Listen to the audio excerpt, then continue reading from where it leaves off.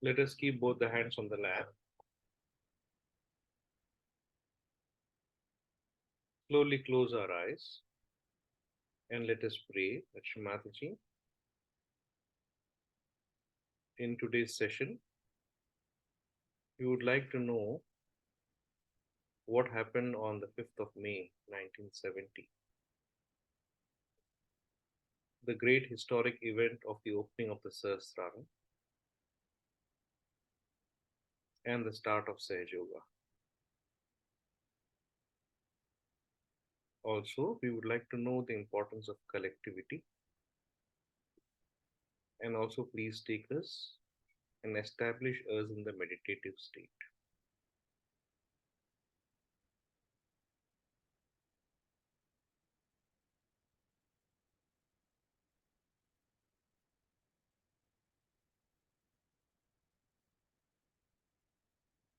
Hmm. Okay, so in today's session, as we had stated, that we will do two things.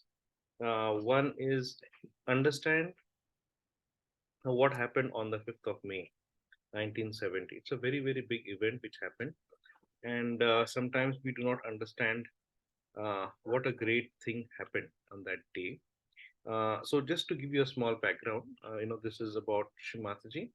So in 1923, she was born, and she, fought for the freedom struggle. Her parents fought for the freedom struggle, and she also joined them in 1943 during the Quit India movement. She was studying medical science in Lahore, and she had completed afterwards. She completed about uh, the last year she couldn't do because of the partition which was there, which happened. But she fought very hard. She went to jail also, and people tortured her also during this freedom struggle. And it's very important to understand where she says in many of her speeches that she fought for the independence because this is one thing very, very important for us, that God has given us independence to choose what is right and what is wrong, independence to choose whether we want to follow a spiritual life or we want to follow an ordinary life. Spiritual life is the most important aspect because that is the only, you could say, is a goal that is there. The rest of the things, as we had covered in the Bhavasagara, in the void area, in the Navi area, we get so involved in the day-to-day activities of, relationships, of office, of making money, that we forget what is the purpose of life. And God doesn't force this, so they call it, it is in our swatantrata. In That means the tantra that we have inside the subtle system, we have to understand swaka tantra, that is swatantra. But for that, the independence, God will never force it on us. In our uh, desire, we have to seek God, and hence she fought for the independence. And then, of course, what she married Sir C.P. Srivastava was her husband, and he was a mayor in many places. He was a collector. He was an IAS officer. And then when he grew on, he went on to become the principal secretary of Lal Bahadur Shastri. And then, went on to become the chairman of Shipping Corporation and United Nations. He became the general secretary.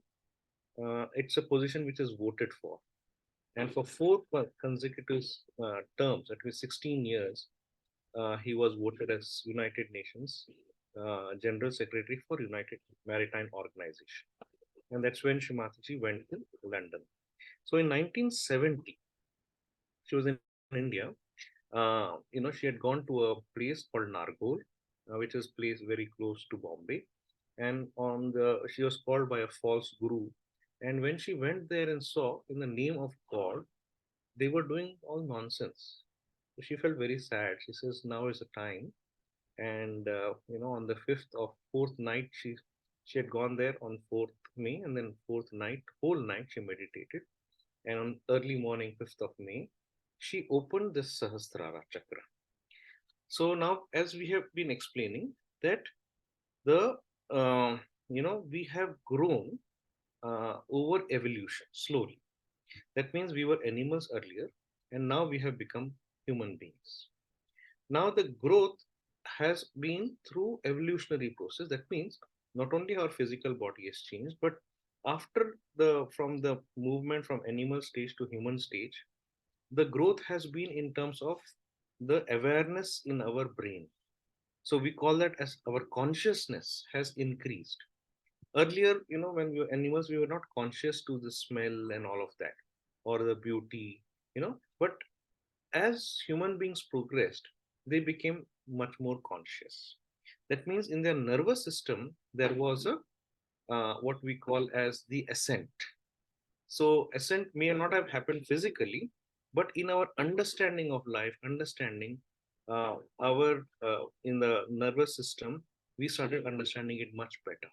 More and more things started opening up, and that is the evolution. And as we understood at every chakra, when the deities came, when God came, the evolutionary process progressed much faster. There was a sudden push which happened, and hence we have come into this beautiful stage. So, we have seen all the chakras who are the deities, but at the Sahasrara, Shrimataji opened it in 1970. So, she is the deity at the Sahasrara. And we will now listen to her speech and her experience that she will explain what happened on that night, and what transformation happened inside her. What did she feel? So she awakened the primordial, what we say is the kundalini, and it came out. And then so she could see her sahasrara being open and a lot of things. And then from that day onwards, she started giving what is called as en masse realization. So till now, in the whole history of spirituality, it was always written. Chakras are written, everything is written. Yes, you want to increase the volume? Yes. Ah, sorry. Okay, I think it's better now. Yeah. Yeah, I have increased the volume. Okay. So till now, uh, you know, uh, um, when the Sahasrara opened, uh, you know, they were saying that the 8 stages of yoga is there. We have to get into the state of samadhi. All of that is written, but it was done as a very serious operation where you have to go through all of the stages, cleanse yourself, and then the self realization was happening. So one guru used to cleanse, you have to go, maybe leave the family, cleanse yourself, correct all the chakras, and then he would give self-realization. And it was very difficult. So a lot of people lost hope, and then they've left spirituality. So then God decided, Ki, there has to be another way. And that is where the second way was like this, where the first stage is to open the Sahasrara and give realization, but the realization is very less. You can feel it a little, and hence there's always a doubt. Am I getting, do I have a really got kundalini awakening and all of that? And then in Shrimataji, when she started this, she found a method of en mass realization. That means thousands and thousands of people, and we understood it last time through her photograph, can get realization. The kundalini can be awakened, the seed is sprouted, but whether to make it into a tree now completely depends on us. And if through our daily meditation, and she has taught us beautiful techniques of the meditation, she has taught us now how to cleanse our chakras, how to awaken the divine qualities within us.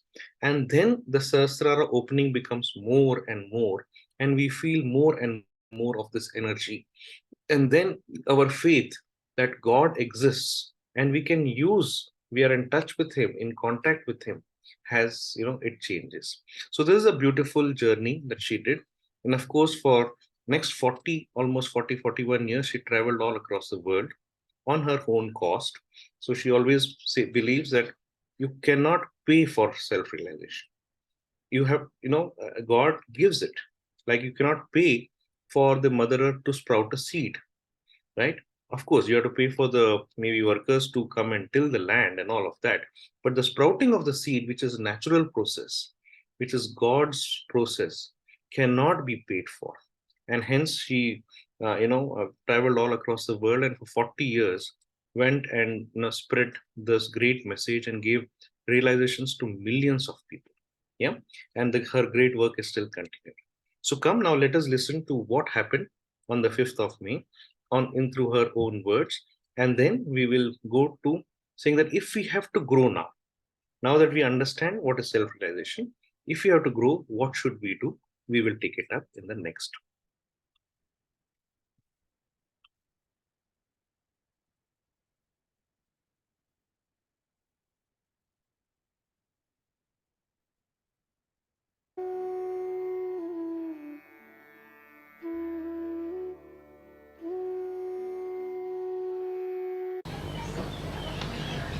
The audio is very low, so there will be subtitles which will be coming.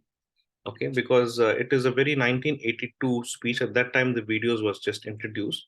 So the audio of the video is very low. So we'll be putting the subtitles. Please read and then you will understand. Today, it's a great day for all of us, the seekers, that the last work of the Divine, of opening the last center in the great primordial being was done on 5th of May 1970. It is the greatest event of all the spiritual happenings of the universe. It was done with very great care and great adjustments. It is not in the limits of human understanding how things are worked in the heavens. It is your fortune and God's love that has worked out this wondrous miracle. Without this happening, there could not have been a possibility to give mass realization. One could have done it for 1 or 2 persons here and there, but to give such a mass awakening could not have been possible. As you know, in the Sahasrara, there are the seats of the 7 main chakras. There are 1,000 nadis, or as they call it, frames, and they all have each 16,000 powers. Every nadi deals with a particular type of a person, and in the permutations and combinations of all these nadis, human beings are looked after. As soon as Sahasrara was opened, the whole atmosphere was filled with tremendous Chaitanya. And there was tremendous light in the sky. And the whole thing came on this earth as if a torrential rain or a waterfall with such a tremendous force, as if I was unaware, got stupefied. The happening was so unexpected and so tremendous that I was stunned and I became completely silent at its grandeur. saw the primordial Kundalini rising like a big furnace. And the furnace was very silent but burning appearance it had. As if you heat up some metal and it has many colors. In the same way, the Kundalini showed up like a huge furnace, say, of a, you can say, of a furnace which is like a tunnel. When you see these plants you have for coal burning, create electricity. And it stretched like a telescope, one after another came out, like that. And the deities came and sat on their seats, on their golden seats. And then they lifted the whole of the head like a big dome and opened, and then this torrential rain completely drenched you. And I started seeing all that and got lost into the joy. It's like an artist seeing its own creation fulfilled. I felt the joy of great fulfillment. After coming out of that beautiful experience,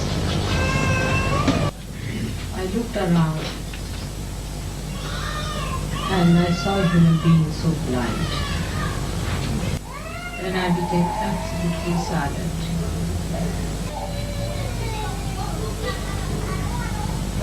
Then I desired that I should get the cups to fill this nectar. But I saw all stones. Sastara is the most beautiful part of yogi. It is a big lotus with 1,000 petals of different colors, appearing like inflated flames. It is a thing which is seen by many people, but to see it pour that torrential rain was like these flames becoming a fountain of colors and of fragrance. When you think of a flower pouring its color and its fragrance around, people have written very little about Sastara, because whatever they have seen is from outside, and it's not possible for them to go from inside. Even if you reach from inside, if the whole Sastara is not opened out, you cannot see its spirit, because when it is closed, the whole of it, the total, then you just pass through a little aperture and get out. But just imagine a huge big petal, 1,000 petal lotus, and you are sitting inside in the corona and looking at all these petals, all very beautifully colored and fragrant and pulsating with the bliss and the joy.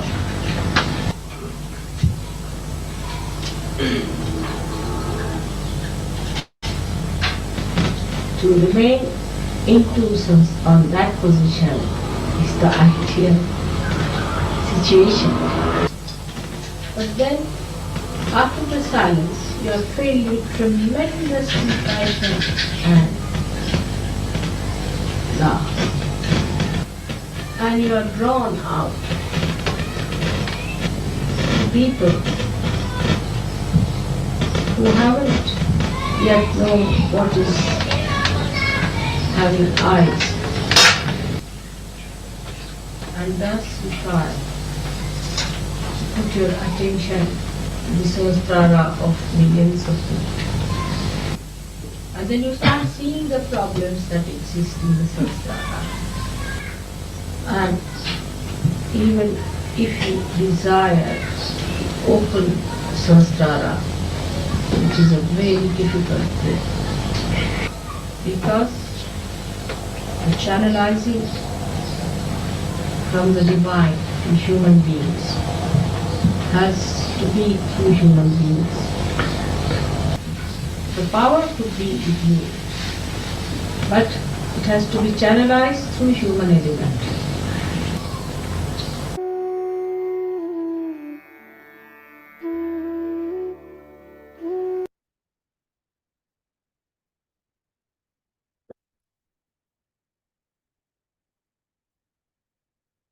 Okay, so this was the great event, the great happening of the 5th of May 1970. And after that, Shiva Yoga started.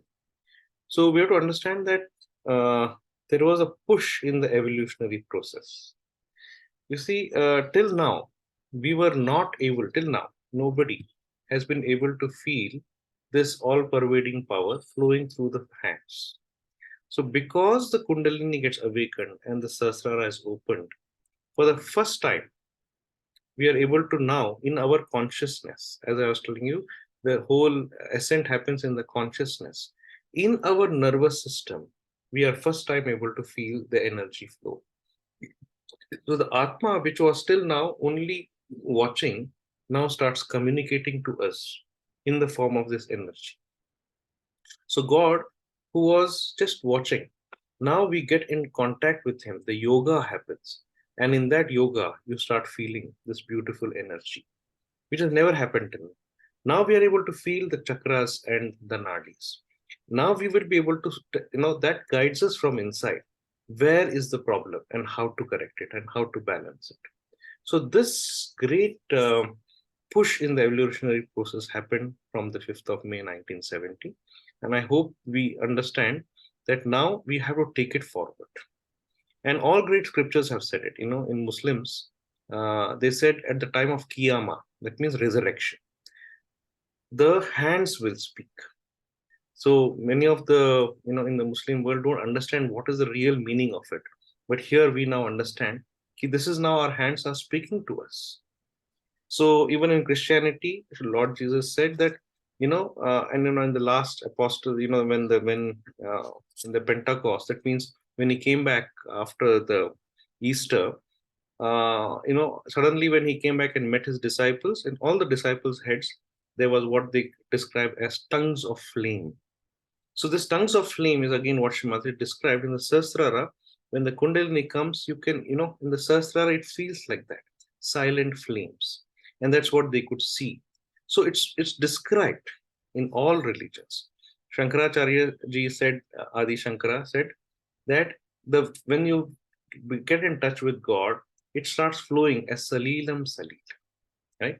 So everything is said, and that is actualization which has happened now by the advent of Srimati. But now the question is, how do we take it ahead? What should we do? Because earlier people were, spending so much of time cleansing themselves and then taking it forward. But we have got it very easily. Sometimes we don't even understand that we have got such a great happening within us.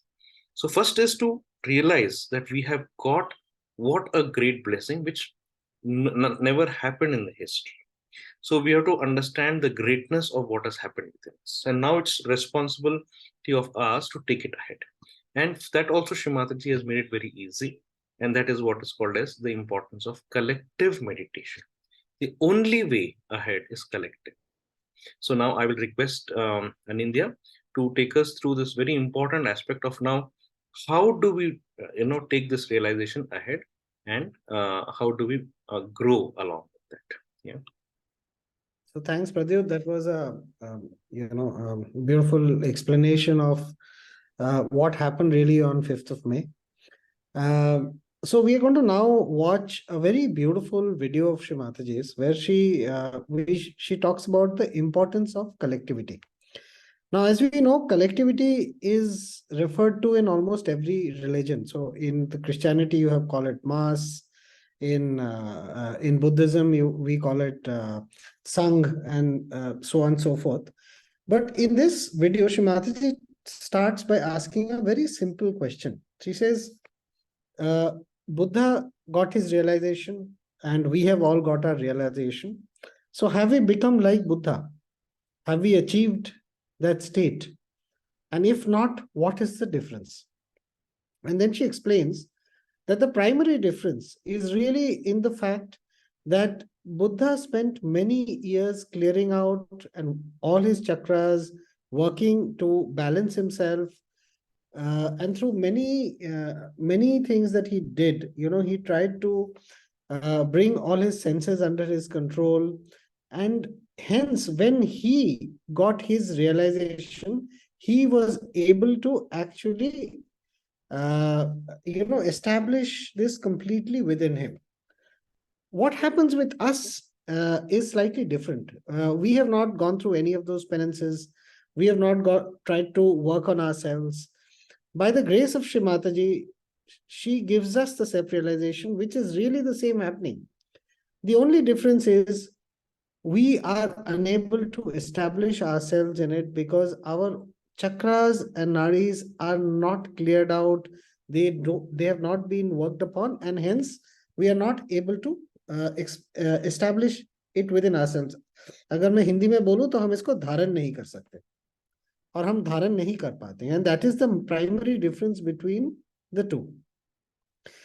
So then she explains that, look, either the one way was, that we go the typical way in which when one shishya comes, and then the guru works on the shishya works for 10 years, 20 years, maybe a lifetime, more lifetimes, and then clears himself out, and then is granted the self-realization. But in today's world, if a large number of people had to be transformed, this could not be done because people just won't have the patience. And maybe they would not be able to actually manage it. So better was to give them a taste of it, give them the self-realization. And once they saw what it was, they would then work themselves to try and clear themselves out and achieve that state. So this was why our, the self, we can't say that we have achieved exactly the same state as Shri Buddha. But she said, how does this then work? I mean, what was the process by which we could then clear ourselves out? And she says that, look, the best way is to actually be in the collective. So when we are in the collective, three things really happen. One is we are able to overcome our ego. The biggest obstacle that we have is really our ego. And it is only in the collective that we are able to go beyond the ego. When we are collectively meditating, the ego clears out. The second thing that she said is that any problem, any chakra, any catch that we have, when we go into the collective, that catch also clears out. It is very, very easy to clear out problems of chakras, nadis in the collective, right? We will all realize, if you go to the collective, or when we do meditation here for that matter, that our experiences when we are doing collective meditation is always deeper, is more profound. The silence that we feel is much better. So this is the second thing. And the third thing really is that, in the collective, when we meditate, all our problems really become the problems of the collective. And because the collective meditates together, everything starts working out for us. So in a sense, this is how it really works. Now, she gives a very nice analogy. She says, look, if you're looking, if you have dirty hands and we want to clean our hand, and we go to a tap and there is no water, we go to another tap, there is no water, we go to a tap which has probably got dripping 1 or 2 drops of water, it doesn't clean our hand. We go to another tap, maybe little water. But if there's a tap which is constantly flowing with water, then it's very easy to clean our hands. Maybe if there's a stream, or we are actually drowning in that water, then we can even take a bath if there's so much water that it's like a stream that is flowing. So in the collective, this power, this primordial consciousness, जिसको हम परम चैतन्य बोलते हैं या primordial consciousness बोलते हैं, this power is flowing all the time, and the intensity of this is very, very high. So when we are in the collective, we are always exposed to this very, very large amount of vibrations that are flowing, which always clears us out. It's like taking a bath. So meditation, in a sense, is in a very simplistic manner when we do, clear the left, clear the right. It's like taking a bath inside. We typically take a bath outside, but it's literally like taking a bath inside, clearing our chakras because we've never been aware of them earlier. Now we've become aware of them. So let us do one thing now. Let us listen to this beautiful speech from Shri Mataji. I think it is Shri Buddha Puja. I do not recollect the year, maybe 1992. Let's listen to this speech and then we will meditate and maybe discuss a little more about this.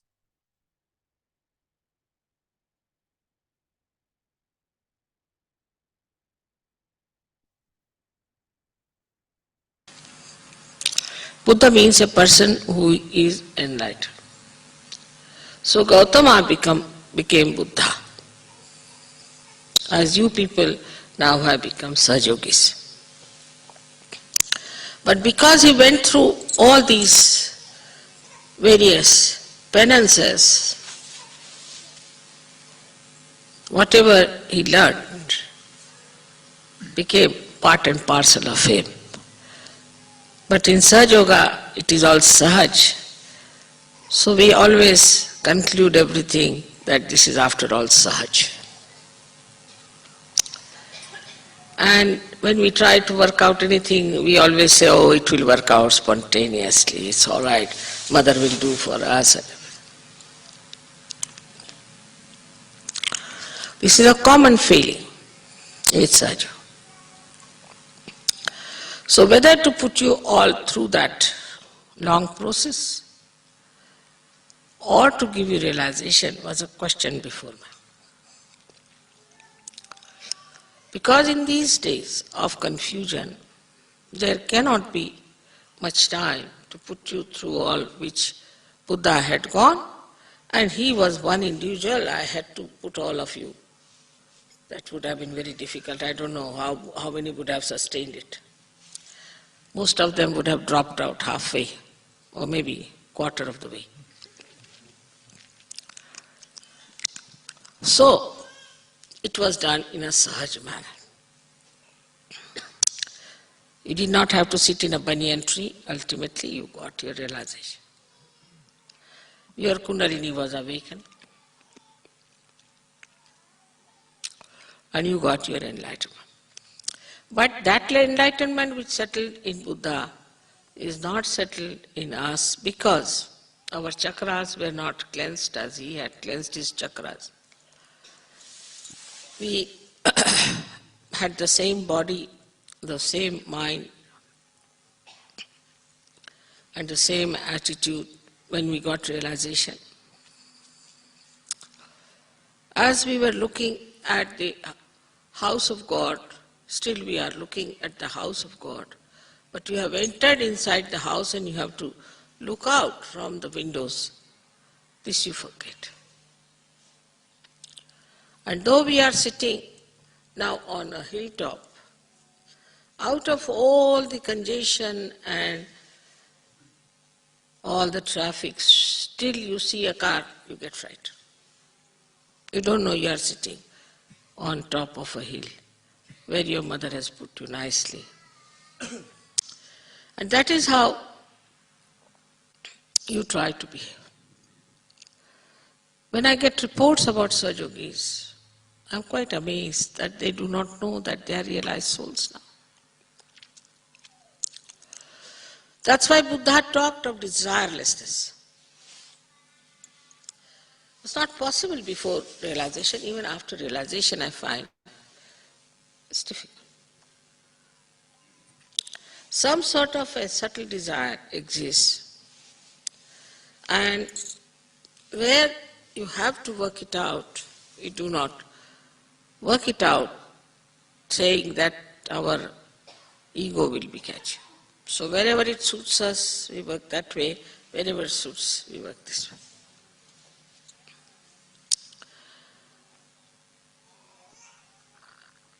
The solution of the whole thing is one, which I found out myself, was this, that it's a collective happening. A person who is an individual can never get over his ego. Individualistic person cannot get over his ego. The one who lives individually, wants to enjoy everything individually, can never get over his ego because you have not gone through all that penances. Or else, if you are an individual, then you better go through all these penances and then come back. So the solution is to wash all our chakras, cleanse our life in the collective. And this is what was the solution of the problem of ego. Formerly, everything worked out individually. Like that, to go to Himalayas, take some guru, then the guru will throw him out, then he'll go to another guru, then work there, then he'll throw it out. Then next life he'll be born again he'll be thrown out. Ultimately, if one guru accepts, all right, well, he's beaten up, he's tortured, he's cheated everywhere, hanged upside down. And then, ultimately, if any guru gets nearer to any one individual, he would give him realization. This was the situation. But in Sahaja Yoga, the door is open, anybody can come in. Anybody. Get your realization. Because I have faith in collectivity. This collective life will definitely give you what Buddha got through his individual efforts. But there also we fail, that we do not know how to be collective. Individualism is all the time around us. In every way we think of individuals. Wherever collectivity has worked, Sahaja Yoga has prospered. And wherever it has not worked, there has been a problem. So it is very important that we should look at ourselves and see for ourselves and see how much collective we are. Do you enjoy collectivity or not? Are you aiming at collectivity or not? As soon as I thought of this Kabela place you have seen, and I thought that I'll make a little ashram there near the river for you. Immediately people said, Mother, is it all right if we buy our own houses here? Immediately. Then what is the purpose?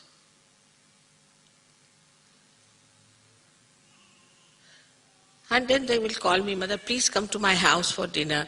Please come to my little house for some tea. I'm not interested.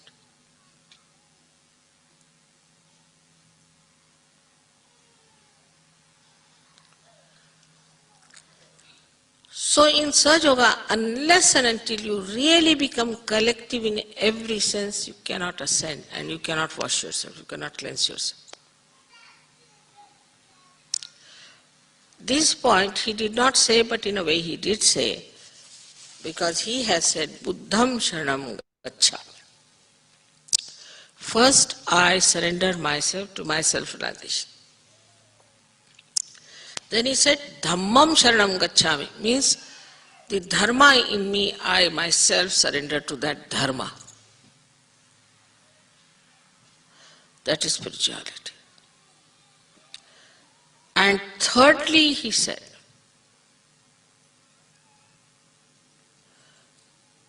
Sangam Sharanam Gacchami. Sangha means collectivity. I surrender myself to the collectivity. But he did not know how to give mass realization at that time. So he got hold of disciples who had to shave off their heads, whether you are a queen or a king, who had to wear only one cloth, whether you are a man or a woman, who had to have only one mat to sleep in a big hall, no husband and wife, no marriage, nothing. And they had to beg their food in the village and feed the Guru, and also they themselves had to eat that food whether it was sufficient or not.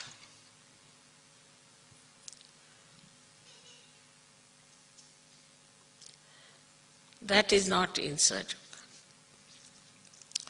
Everything is enjoyable in Sajok from the very beginning. And you are supposed to be absolutely joyous people in Sajok. That is there. But the joy of the collectivity, if you do not know how to enjoy, then you cannot ascend. Because there's not a way out. What is the other penance? For some people, even collectivity is a penance till they start enjoying it. And they are very troublesome. This is not good, very critical. Some of them stay in the ashram and criticize everything all the time. This is not good, I don't like this, I don't like that.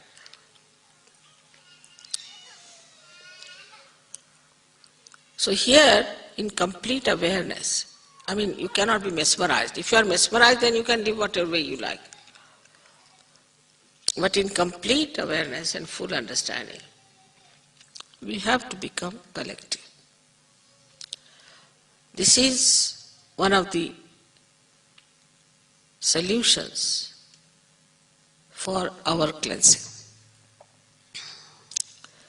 We can say like this, supposing my hands are dirty. So I go to one tap and I find this one drop coming. So can't wash. So I go to another place, there's no water. Third place, I find there's nothing available. Ultimately, I reach the place where I find some water. Then I wash myself completely because I know I can't find it anywhere else. But in Sahaja Yoga, you are immersed in the water of collectivity. If you enjoy this collectivity and can swim in that, then there is no problem.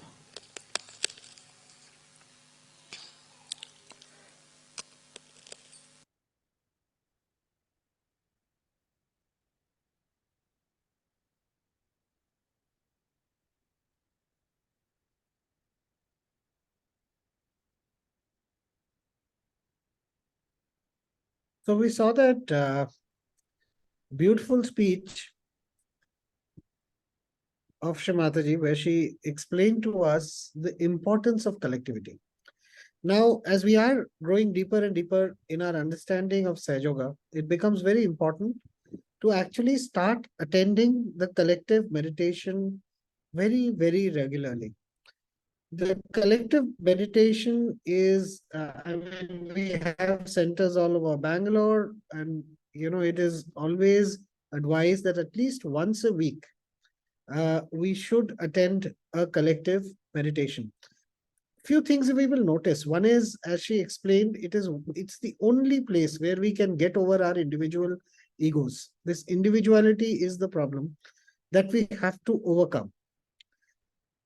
The second thing is that it is very easy in the collective that we start getting cleared, or our chakras start getting cleared. We become more sensitive. We learn so many things. And the third thing, our meditation becomes deeper and deeper. We start transforming from inside. There are changes that we start seeing which happen within us.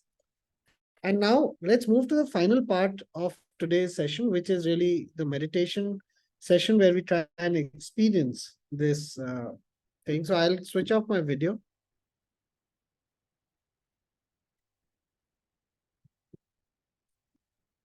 Let us sit very relaxed, both hands on our lap. Sit relaxed. If you're wearing anything tight, just loosen it. Both feet apart on the ground. If you're sitting on the ground, even better.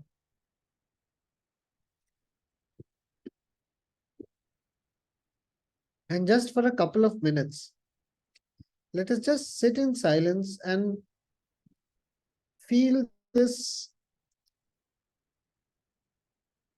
flow of energy which is coming from Shri Mataji's photograph.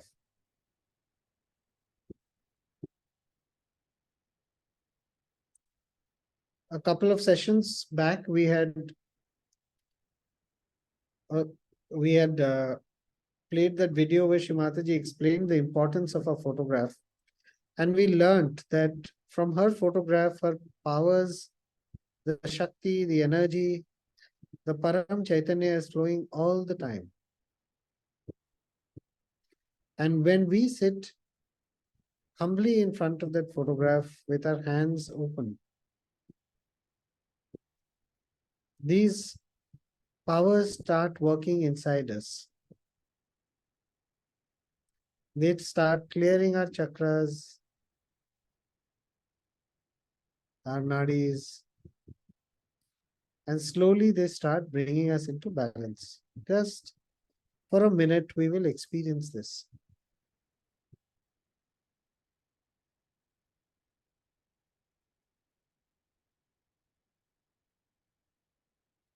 Let us not concentrate anywhere or keep the attention anywhere.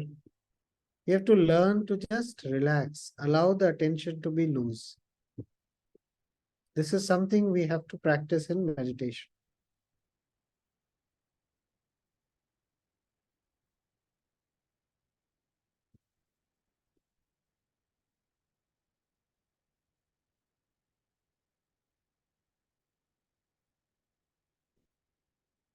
We may feel that our mind is going here and there, thoughts are coming.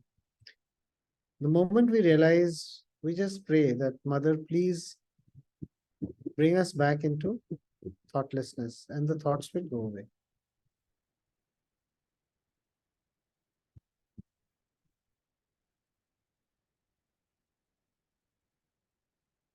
Now we go to do step one. We do a little bit of balancing and cleansing. This is like taking a bath inside. We keep our left hand on our lap, right hand on the Mother Earth.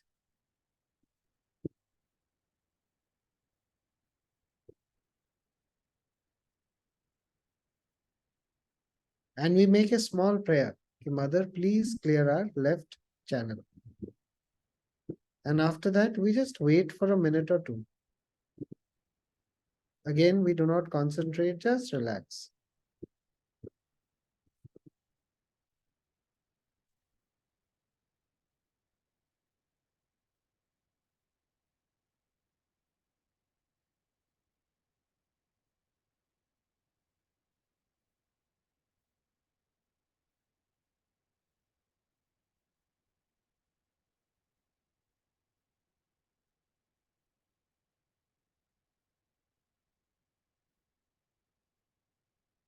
We have to be a little patient with ourselves while meditating. If we pray, we should just give it some time, maybe a minute or 2 minutes, wait in silence. See the change that is happening inside.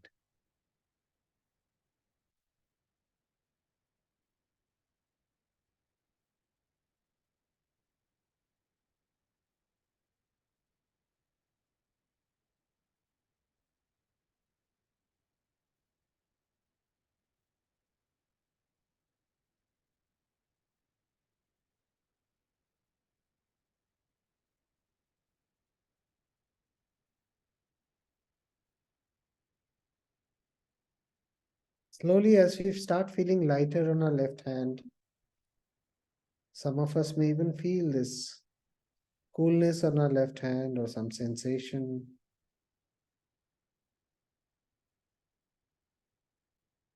And if we become sensitive enough, we'll feel this breeze slowly on the top of our palms.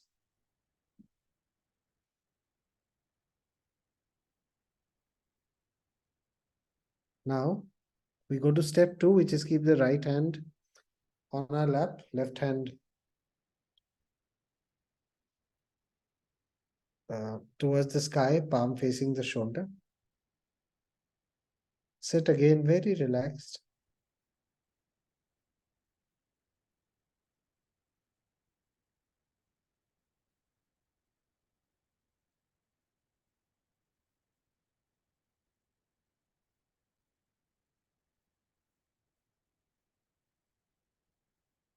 And we make a simple prayer, Ki Mother, please clear our right channel. Now we can pray in any language we want. We could pray elaborately. We can pray simply. We can take a mantra also if you want. But the important thing is that after we do that, we must wait patiently for a couple of minutes. See what's happening inside.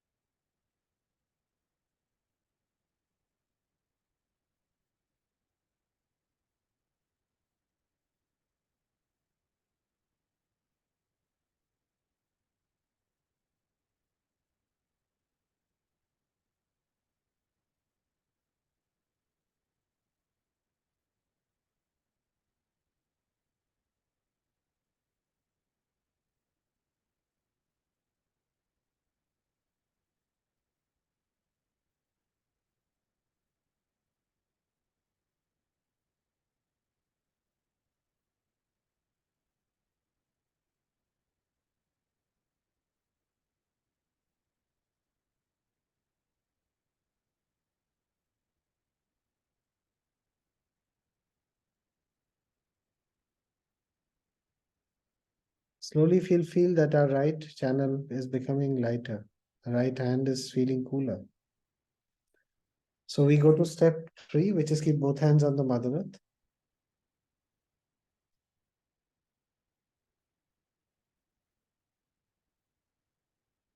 And as we know, the Mother Earth is the balancing principle of creation. So we just pray simply that Mother, please bring us into balance.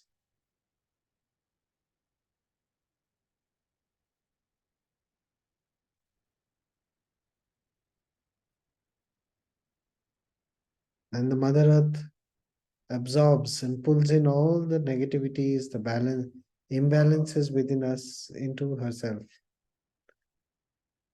And in the process, we become clearer, cleansed out. Our chakras slowly start coming into balance.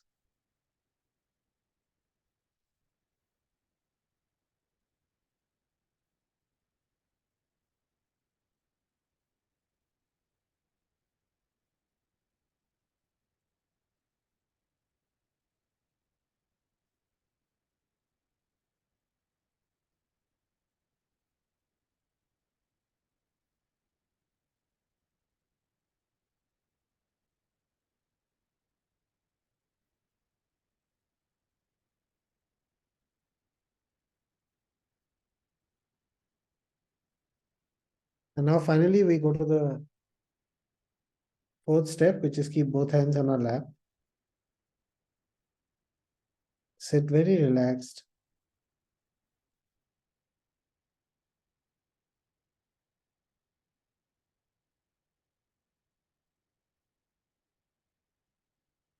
Let us not concentrate.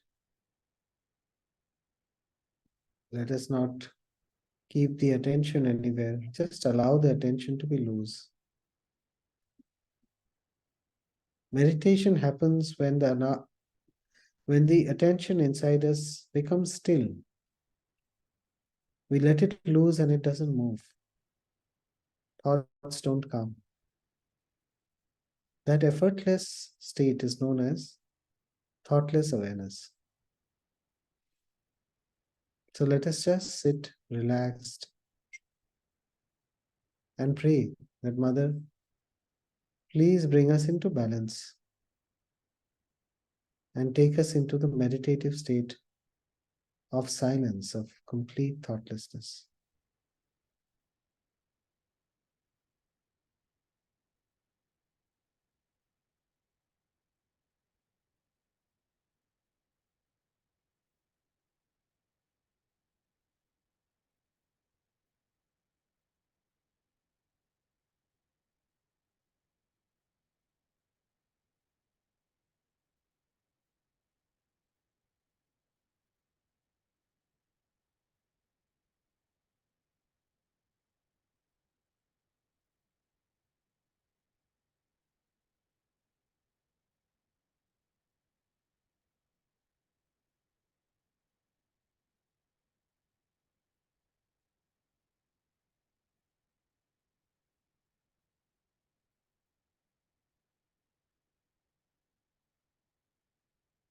If any thoughts are coming,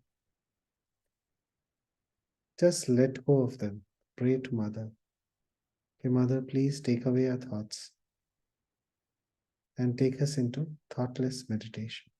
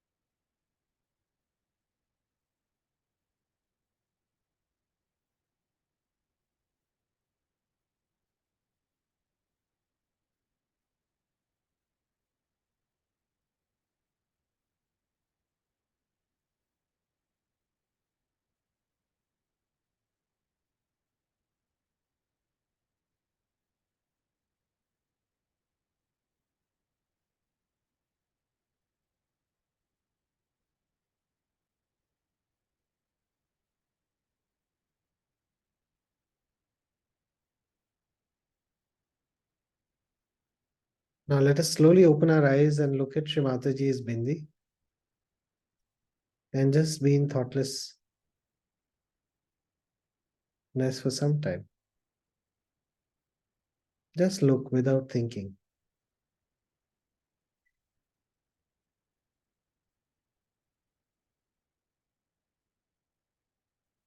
And now we will all take bandhan together. We know all how. We will take the kundalini up and tie a single knot the first time. 2 knots the second time. 3 knots the third time. And then we give ourselves a bandhan. We take this energy around us and we cover ourselves with it twice, 3 times.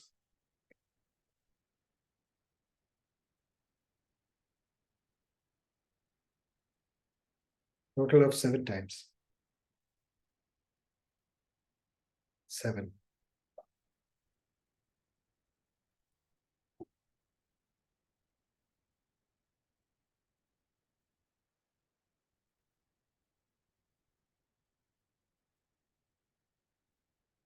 So that was the session today where we understood what really happened on 5th May. Then we understood the major importance that collective plays in meditative practices and Sahaja Yoga. And of course, then we had our uh, meditation session. If anyone has any questions, want to ask us anything, or want to share your experiences, and I'm sure we've all been doing meditation on a regular basis now. So if you want to share your experiences also, we are here. Over to you, Pradyut. Yeah. So next time we will also share with you all the center addresses in the next last class that we're going to have on coming Tuesday, which will be the last of this session. Then we'll start a new session on 1st of December. So, we will share not only addresses in and around Bangalore, but also all across, India. How do you go about any place? Most of the places now we will have center. So as Shrimataji has stressed so much, that if we have to really continue and grow, the only way is where we can go out of our houses, go to a place free of cost, but you have to, put a lot of effort and sustained effort. Every week we'll have to go, but it is very, very enjoyable. That is something that we can just tell you. Okay, so this is very important that we should go and attend collective. And when we do collective meditation, the vibrations are tremendous. You will find a huge difference in it's a big struggle doing meditation in the house alone versus when we sit together and meditate. It is very, very different. Yeah, I hope you will all be able to experience it. And second is, of course, what a great realization has happened, what a great event has happened. Realization of that itself is a very big realization, that what a big transformation has happened in us. So it's a very big opportunity.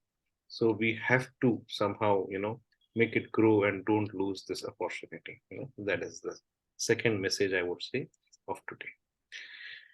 If there are any questions, we'll take it. Otherwise, we will be doing the last session, which is sorry. In one of Srimataji's speeches, he has said to visit the center only which she has visited for collective meditations. So can we go to the centers where she hasn't visited at all? There, I don't think I have ever heard like that.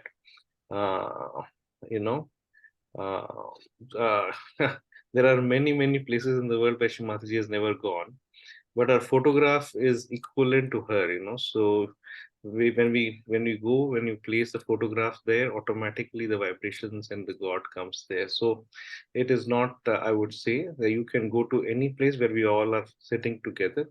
Yes, Anindya, you would like to say. Yeah, in fact, I just want to add, even when Shivataji was there, she used to get a lot of centers opened where she would not go, but she would ask other people to open those centers. Yeah. So there is nothing like this that is there. Correct. So where we just keep a photograph and we are, she was in one of the lectures she was saying, where 7 people are there with a photograph, that it becomes with a collective, So it is tremendous. So please go.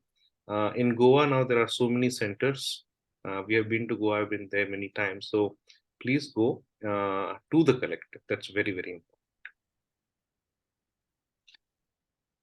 All right. Good. So then we will meet on Tuesday for the last, where we will explain how to take what are the things, around 3 or 4 things are there which needs to be done to be able to take Sahaja Yoga ahead. So we will do that, and we'll conclude the class. This If is we can question. continue with our traditional idol worship along with Sai Yoga. Yeah, so I don't know if I don't remember seeing this question before. You said you have asked this, but anyhow, let me answer. Uh, See, now, when we do worship, the objective of doing worship to anything is there has to be a response from the from whatever it is, So let us say we have the I would say the desire in the heart that God has to be I've talked to him, and hence we need something in front of us. That is what it is. Otherwise, it will be an abstract thing, and hence people used to keep idols. Now, if the idol does not have vibrations, that is, the divine is not there inside that, it does not emit. So Atma has to get emitted. That means the Paramatma has to emit from that. And if there's no emission, so even though you may have a lot of bhakti and shraddha, and say that, that is my bhakti, which is, making me feel it is there, it is not there. And hence they always say there has to be a, that there has to be adi sthapana of a, even in all temples, they used to do that. And the best is, of course, what Mother Earth produces has a tremendous amount of these vibrations. They're called as swayambhus, yeah, and they give vibrations. And hence, when you pray there, it sometimes helps. But as we understood, I don't know if you attended last class, where we explained, Shrimataji explained the difference between the photograph and an idol. Okay, where in this time, because Shrimataji has opened the Sahasrara as we understood today, she has incarnated on the Sahasrara, and the Kundalini has opened. And we are very lucky that in this era, that means from early 1900s onwards, there was a photograph available. Now, till now, the previous, all the avatars, we never had photographs. We never had Sri Rama, Sri Krishna, Muhammad Saab, Lord Jesus. We never had. Only I think we have one photograph of Sri, Sainath of Shirdi, and you will see tremendous vibrations are there in that photographs also. But in this avatar of hers, she has given the Kundalini awakening. So her attention, her desire of God is there in this particular photograph. And when you do it, it raises. So one is to, when even Swambhus, when we go to a lot of temples also where the energy is coming. And then we enjoy the energy and vibrations which come. But for our spiritual growth of in terms of our chakras and nadis, I think this is the best. Okay. Otherwise, once you understand this, once you've gone to one more level, then you realize ki, you can check. That's why it's important to check your vibrations. You should become a master of by doing meditation, foot soaking, attending collective meditations. You will start feeling vibrations, and then you can find out ki, does energy come from here? God is there in this or not? And then you can take a decision. So, this is, I would say, is the thing that when we have progress, and that's what we call as the evolution, right?